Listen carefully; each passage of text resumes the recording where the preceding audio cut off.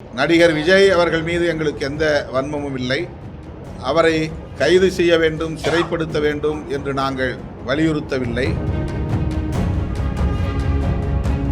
அவர்கள் செய்கிற சூதாட்டத்தை நாங்கள் அம்பலப்படுத்திவிட்டோம் என்கிற வயிற்றெரிச்சலில் அவர் இல்லாத பொல்லாத கட்டுக்கதைகளை அவிழ்த்து விடுகிறார். விஜய் அவர்கள் என்னுடைய கொள்கை எதிரி பாஜக தான் என்று அறிவித்த நிலையில் விஜயோடு வலிந்து உறவாட இவர்கள் முயற்சிக்க மாட்டார்கள். அவர் வெளிப்படையாக எங்களின் அரசியல் எதிரி திமுக, கொள்கை எதிரி பாஜக என்று திரும்ப திரும்ப சொல்லுகிறார். நீங்கள் பேசுகிற கொள்கையில் அவருக்கு உடன்பாடு இல்லை. உங்களை எதிரி என்று அவர் பிரகடனப்படுத்தி இருக்கிறார். பிறகு எந்த அடிப்படையில், எந்த முகத்தை வைத்துக்கொண்டு அவருக்கு நீங்கள் ஆதரவு தருகிறீர்கள்? செந்தில் பாலாஜி மேல பழிய போடணும். செந்தில் பாலாஜி மேல ஏன் பழிய போட நினைக்கிறாங்கன்னா, அவர் மேற்கு மண்டலத்தினுடைய பொறுப்பாளராக இருக்கிறாரு. மேற்கு மாவட்டங்களில் அவர் தேர்தல் வேலை செய்ய விடாம தடுக்கணுங்கிறது பிஜேபியுடைய நோக்கம். அப்ப செந்தில் பாலாஜி இருந்தார்னா மேற்கு மாவட்டங்களில் தேர்தல் வேலையில நம்ம வெற்றிகரமாக செய்ய முடியாதுன்னு ஒரு பயம் இருக்கு. அதனால இந்த பிரச்சனையை செந்தில் பாலாஜி மேல தூக்கி போடலாம்னு நினைக்கிறாங்க. கரூர் வேலுசாமிபுரம் என்னும் இடத்திலே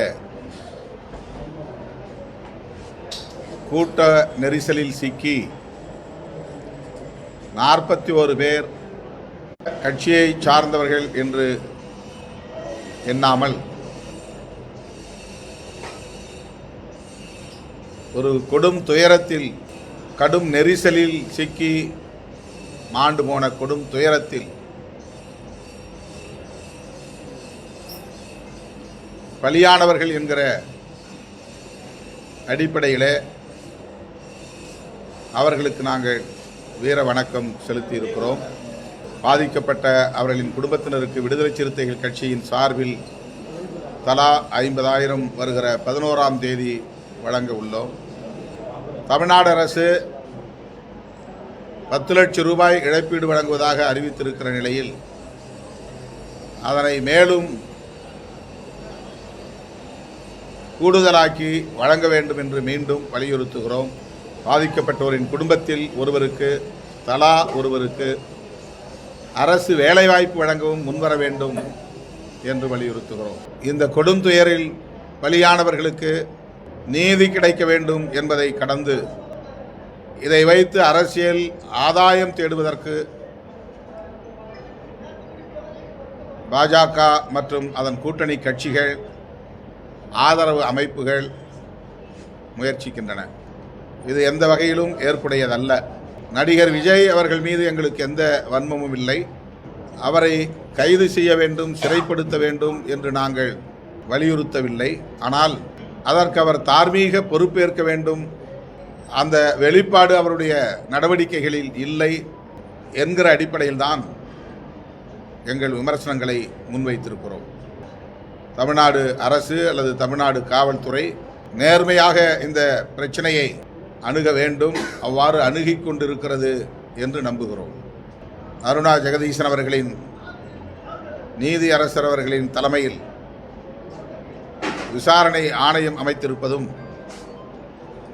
இப்போது காவல் உயரதிகாரி அஸ்ரா கார்க் அவர்களின் தலைமையில் ஒரு சிறப்பு புலனாய்வு குழுவை அமைத்திருப்பதும் ஆறுதல் அளிக்கிற ஒன்றாக பார்க்கிறோம். இதுபோன்ற நெரிசல் சாவுகள் இனி தமிழகத்தில் நடக்கக்கூடாது என்கிற படிப்பினையை நாம் பெற வேண்டும்.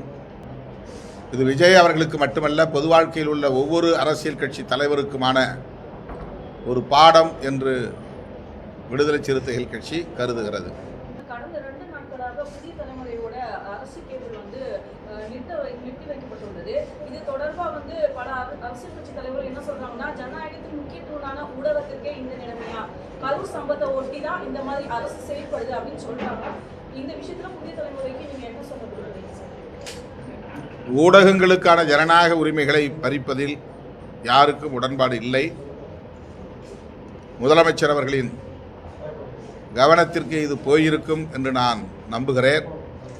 உடனடியாக புதிய தலைமுறைக்கு நீதி கிடைக்க அவர் உரிய நடவடிக்கைகளை மேற்கொள்வார். அந்த ஜனநாயக உரிமையை பாதுகாப்பார் என்று பெரிதும் நம்புகிறேன். சார், நேற்றுக்கு அண்ணாமலை பாஜகவுடைய முன்னாள் மாநில தலைவர் அண்ணாமலை என்ன பேசுறாங்கன்னா விசிகால இருந்து நிறைய பேர் வந்து வெளியேறாங்க. வெளியேறத பொறுத்துக் கொள்ள முடியாம வைத்தறிச்சல்ல தான் விஜய் மீதும் மத்திய அரசு மீதும் நீங்க விமர்சனம் வைக்கிறதா உங்க மேல கடுமையான குற்றச்சாட்டு அண்ணாமலை வச்சிருக்காரு. அவர்கள் செய்கிற சூதாட்டத்தை நாங்கள் அம்பலப்படுத்தி விட்டோம் என்கிற வயிற்றெரிச்சலில் அவர் இல்லாத பொல்லாத கட்டுக்கதைகளை அவிழ்த்து விடுகிறார். விடுதலை சிறுத்தைகள் கட்சியை அவ்வளவு இலகுவாக எவராலும் சிதறடித்து விட முடியாது. அங்குலம் அங்குலமாக வளர்ந்தாலும் அழுத்தமாக இந்த இயக்கம் வளர்கிறது என்பதை நான் பலமுறை சொல்லியிருக்கிறேன். கொள்கை சார்ந்த இளைஞர்கள்தான், சக்திகள்தான் இந்த இயக்கத்தில் இருக்கிறார்கள், வழிநடத்துகிறார்கள். எனவே வெறும் திரை கவர்ச்சிக்கு பலியாகக்கூடியவர்கள் இந்த இயக்கத்தில் இல்லை என்பதை அழுத்தமாக சொல்ல கடமைப்பட்டிருக்கிறேன். தமிழக வெற்றி கழகத்தை ஆளுங்கட்சி வந்து தமிழகத்தில் ஆளுங்கட்சி வந்து நசுக்க பார்க்குது. அதனால தான் நாங்கள் கருத்து சொல்கிறோம். அதை வந்து எப்படி எங்களுடைய ஆதரவுன்னு சொல்றீங்க, எதுக்கு எப்படி வந்து பாஜக வந்து பின்னாடி வந்து இயக்குது அப்படின்னு ஒரு கேள்வியெல்லாம் கேட்டிருக்காரு சார். ஒரு கட்சியை நசுக்கக்குள்ள பாஜகக்காரர்களுக்கு உண்மையிலேயே பாஜகவினருக்கு உண்மையிலேயே சொரணை இருந்தால் விஜய் அவர்கள் என்னுடைய கொள்கை எதிரி பாஜக தான் என்று அறிவித்த நிலையில்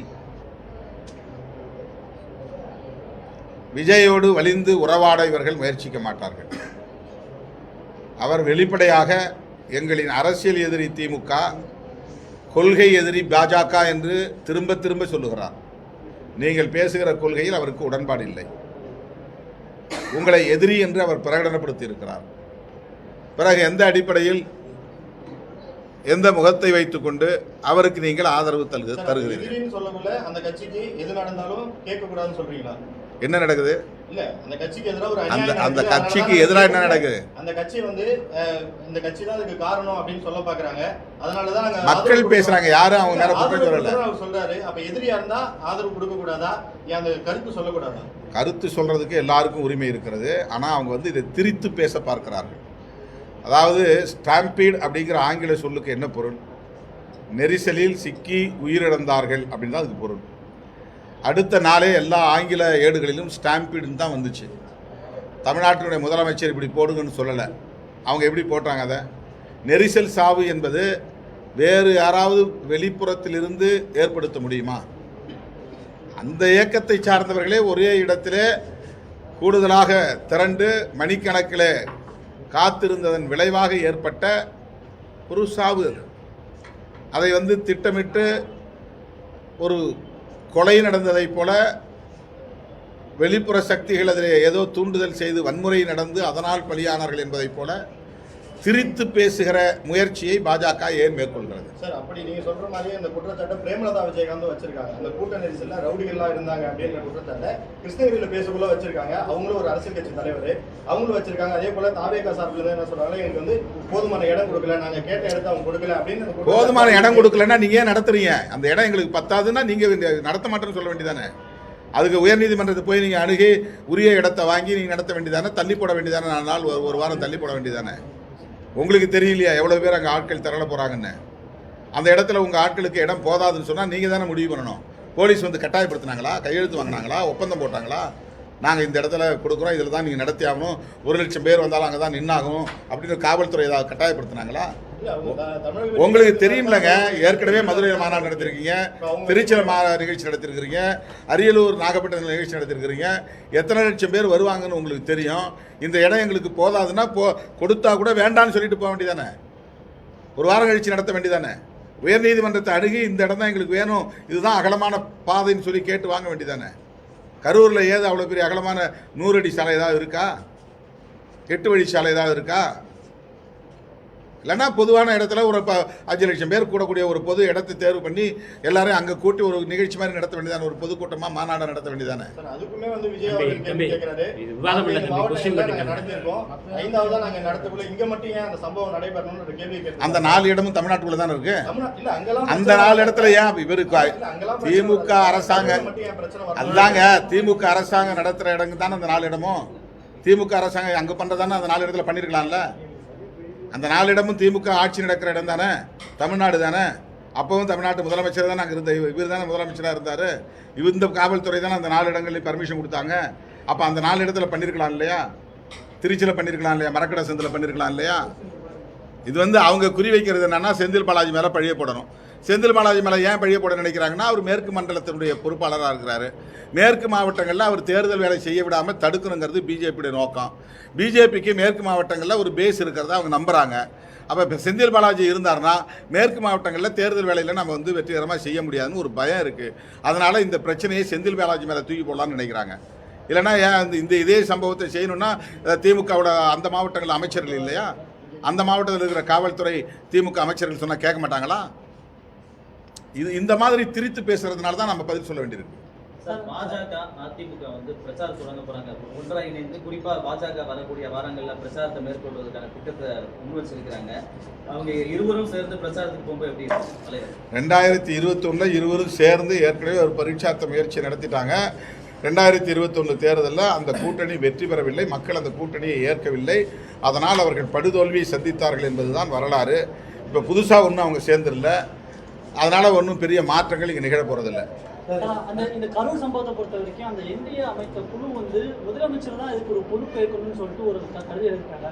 அதை எப்படி பார்க்குறீங்க? ஒரு அரசியல் கட்சி சார்பில் ஒரு அமைத்த குழு வந்து டேரக்டாக முதலமைச்சர் அட்டாக் பண்ணுறது எப்படி சார் பார்க்குறீங்க? அதுதான் அவங்களுக்கு ஒரு உள்நோக்கம் இருக்குன்னு நான் சொல்கிறோம்.